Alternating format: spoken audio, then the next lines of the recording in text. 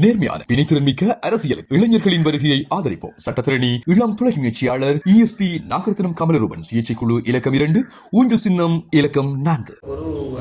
அதற்காக நாங்கள் எங்களுடைய உரிமைகளை விட்டுக் கொடுப்பது என்றது இல்லை. நாங்கள் எங்களுடைய இனம், மதம் மற்றும் எங்களுடைய தேசம் மிக முக்கியமானது. அந்த அடிப்படையில் தான் நாங்களாக இருந்து கொண்டுதான் எங்களுடைய பொருளாதாரத்தை செய்யலாம்.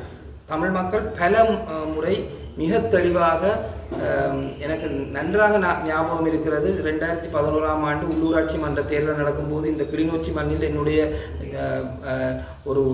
சக தோழியோரால் எனக்கு சொல்லியிருந்தார். நாங்கள் ஒன்றாக வேலை செய்திருந்தோம். மஹிந்த ராஜபக்ச கூறியிருந்தார், நீங்கள் உங்களுக்கு ஒன்று அபிவிருத்தி வேணுமா அல்லது உங்களுக்கு தடி வேணுமா, அடி வேணுமா என்று.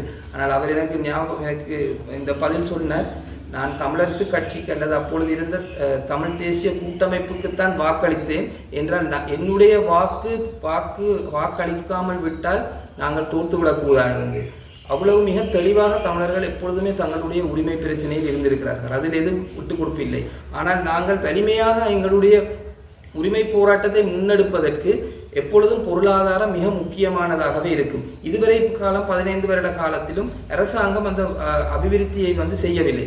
அபிவிருத்தி அரசியல் என்று கூறி வந்த அரசுடன் நிற்கும் கட்சிகளும் சரியான முறையில் ஒரு அபிவிருத்தியை செய்யவில்லை. ஒரு நீண்ட கால நோக்கு திட்டம் எங்கள் மத்தியில் இல்லை. அதனால் இந்த கட்டமைப்பையும் இந்த கட்டத்தில் நாங்கள் ஒரு அரசியல் ரீதியான ஒரு தலைமையையும் அந்த மாற்றத்துக்கு கொண்டு வர வேண்டும் என்றதற்காகத்தான் நான் அதையும் சேர்த்து இந்த பிரச்சாரத்தில் கூறி வருகிறேன்.